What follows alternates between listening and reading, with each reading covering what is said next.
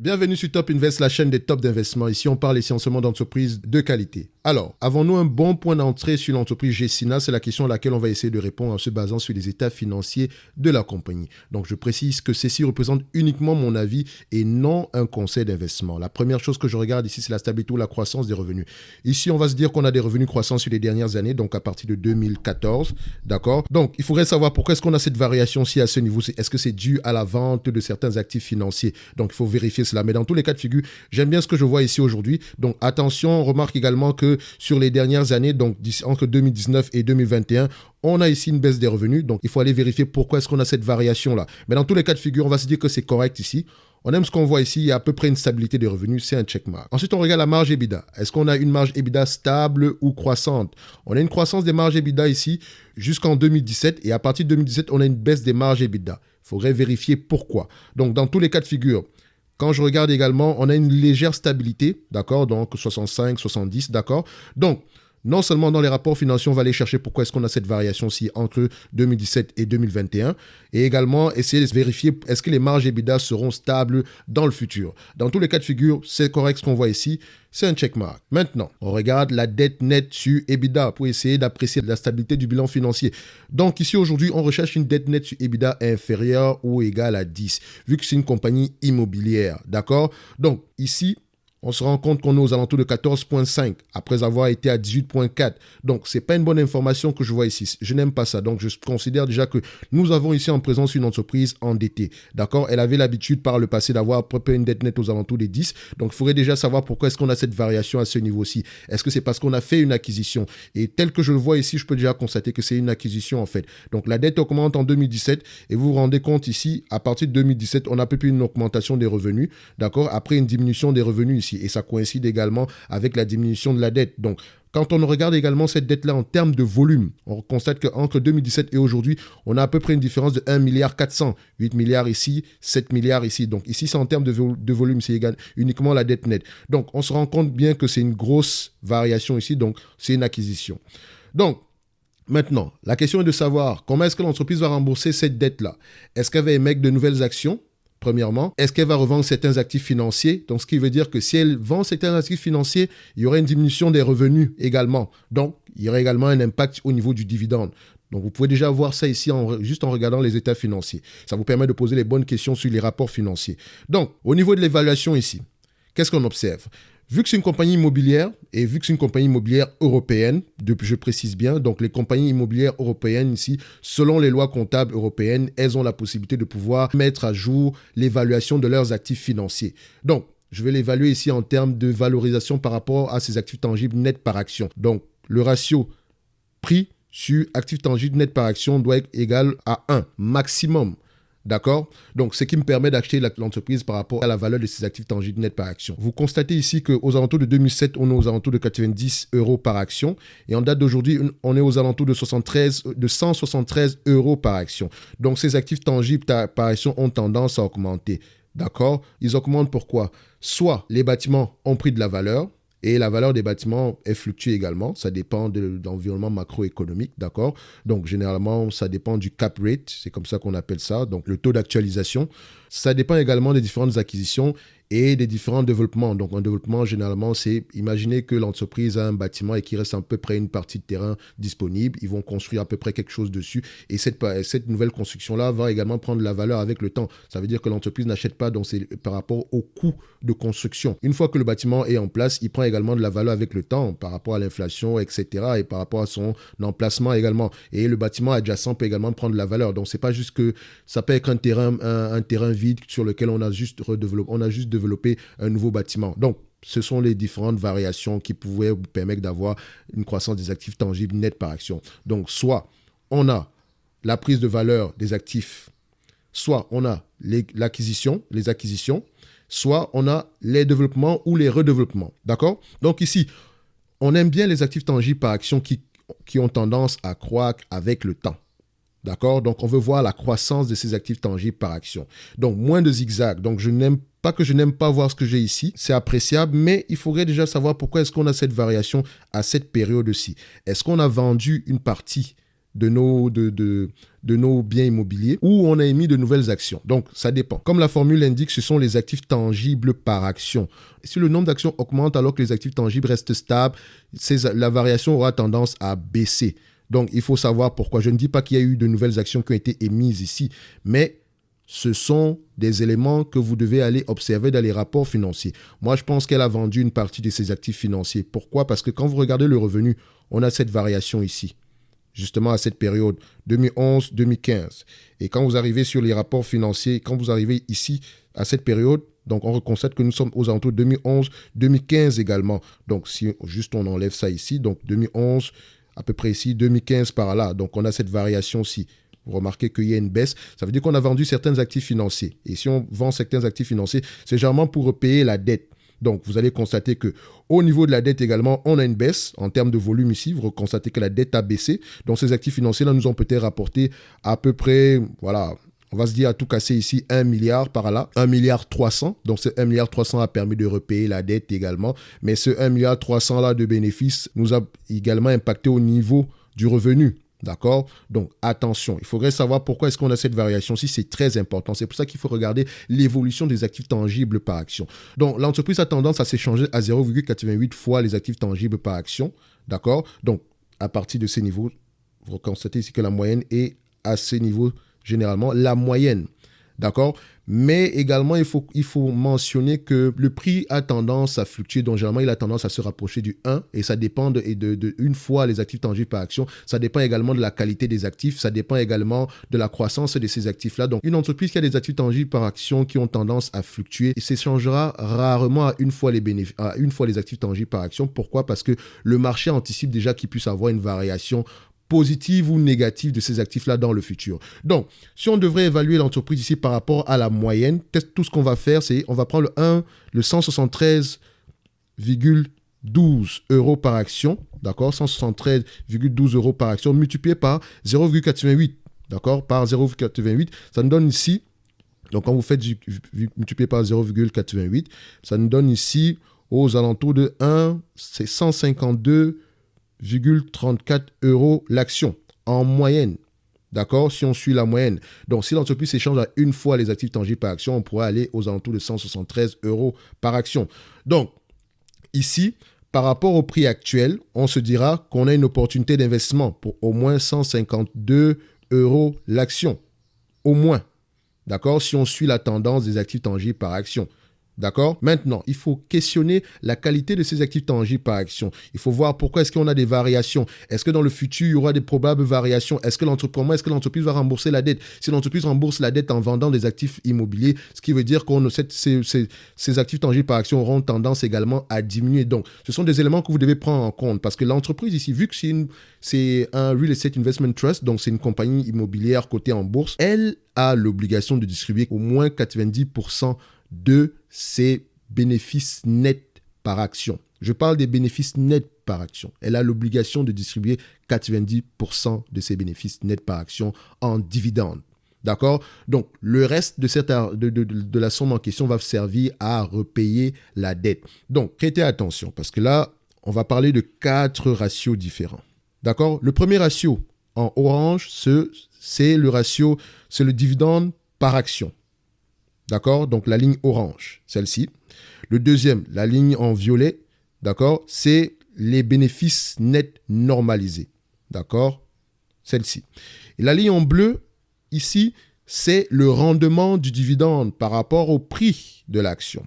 D'accord? Donc, si le prix de l'action diminue, vous allez voir que ce ratio aura tendance à fluctuer. Donc, le ratio est à ce niveau-ci. D'accord? Donc, remarquez que le voici ici. En date d'aujourd'hui, on a un dividende aux alentours de 5,2%. D'accord?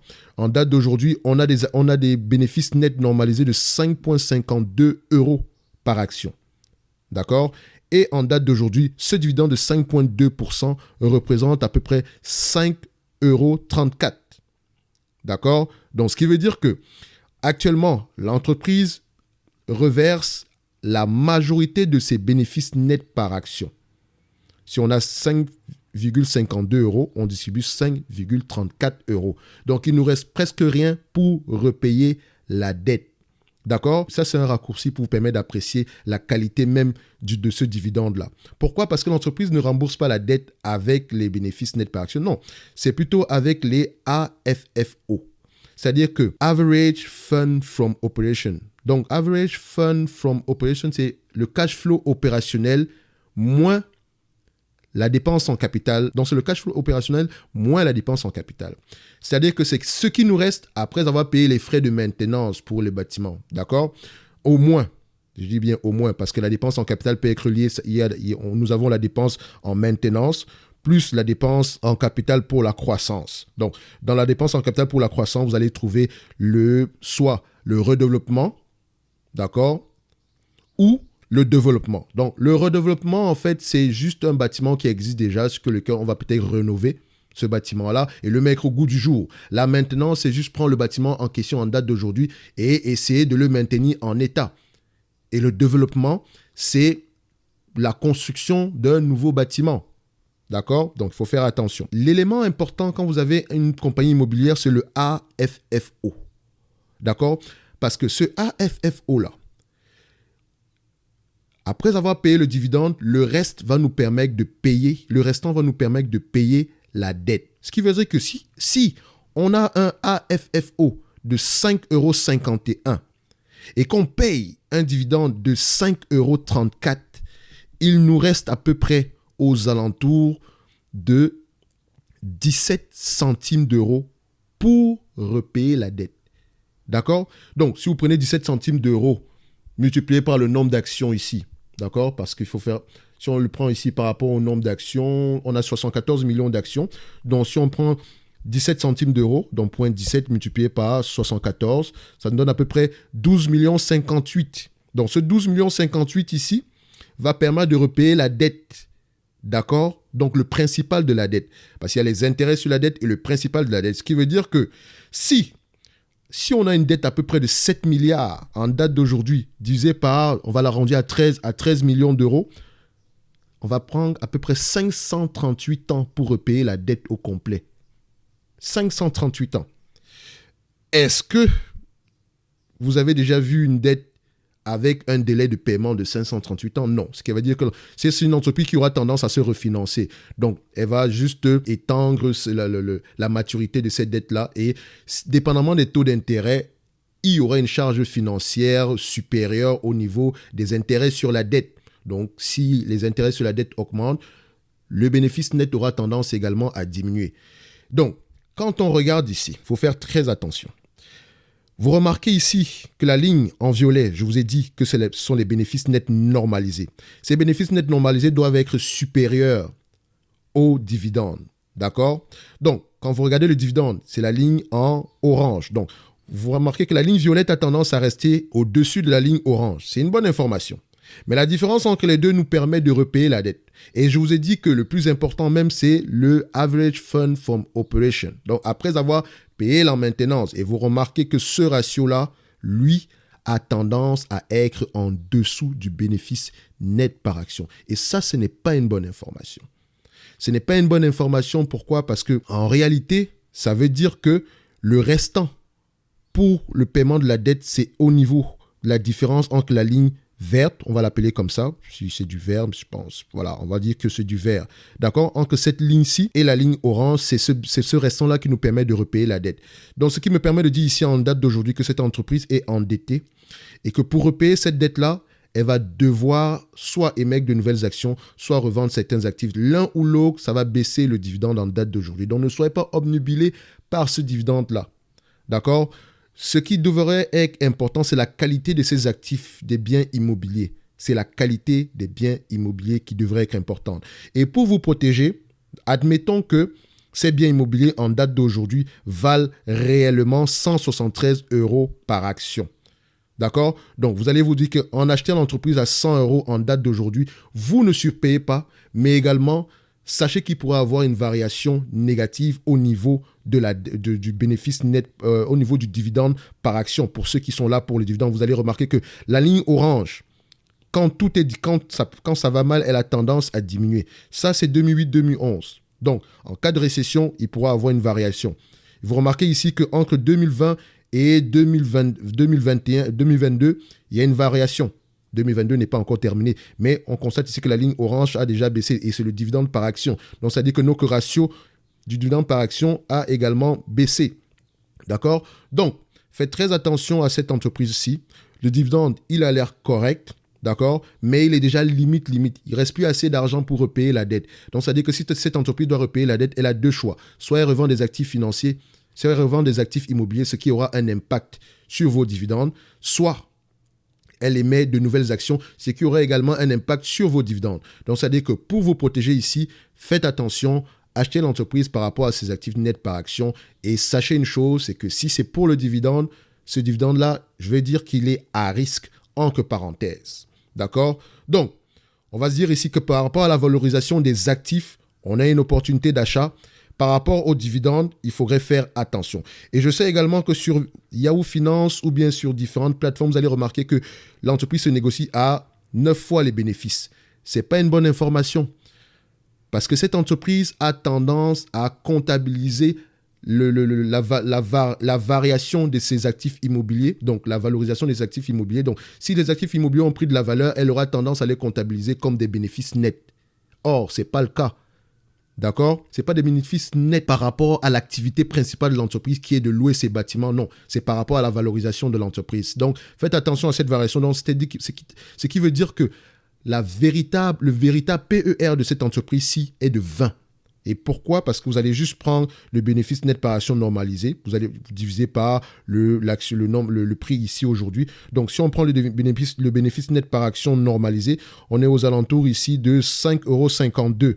D'accord? Si vous prenez en date d'aujourd'hui 5 €, si vous prenez en date d'aujourd'hui 104 € l'action divisé par 5,52 €, qui représente ici le bénéfice net par action normalisé, ça vous donne à peu près 18,84 fois. Ça vous donne à peu près 18,84 fois les bénéfices par action. Donc, faites attention ici, ce PER est totalement faux. Parce que si on avait réellement un PER de 9, on aurait eu un rendement du dividende à peu près de 10%. D'accord? Or, l'entreprise paye déjà la totalité de ses bénéfices nets en dividendes. D'accord? Donc, faites très attention par rapport à ça. Donc, on se dira que Gecina, c'est limite. D'accord? C'est vraiment limite en termes de dividendes. Mais en termes de valorisation des actifs, si ces actifs-là valent réellement 173 € par action, on a une opportunité d'investissement ici. Donc, si vous êtes là pour l'appréciation du prix de l'action, on va se dire qu'à partir d'aujourd'hui, par rapport à la valorisation des actifs, on a une opportunité d'investissement. Mais retenez également que cette valorisation des actifs a tendance également à fluctuer dépendamment de l'environnement macroéconomique. Donc, il faudrait interroger la qualité même de ces actifs immobiliers. D'accord? Donc, Gecina ici, opportunité d'investissement par rapport à la valorisation de ces actifs, par rapport aux dividendes, c'est limite. D'accord? Donc, c'est une entreprise qui est endettée. Donc, il faudrait faire attention si vous investissez ici. Donc, je vais le dire que c'est une opportunité d'investissement, mais faites vos propres recherches, lisez vos rapports financiers et on se donne rendez-vous sur la vidéo suivante. Merci.